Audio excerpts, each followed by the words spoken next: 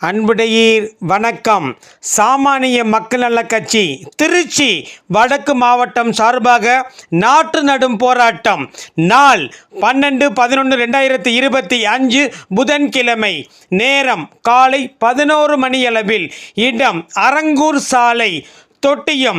அருள்மிகு ஸ்ரீ மதுரகாளியம்மன் கோவில் இருந்து அரங்கூர் செல்லும் வரை உள்ள சாலையானது குண்டும் குழியுமாக மிக மிக மோசமான நிலையில் உள்ளது.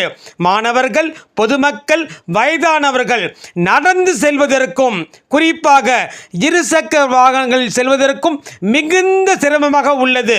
எனவே போர்க்கால அடிப்படையில் அரங்கூர் சாலையை சீரமைத்திட திருச்சி மாவட்ட நிர்வாகத்தை கண்டித்து மாபெரும் நாற்று நடும் போராட்டம் வெகு சிறப்பாக நடைபெற உள்ளது.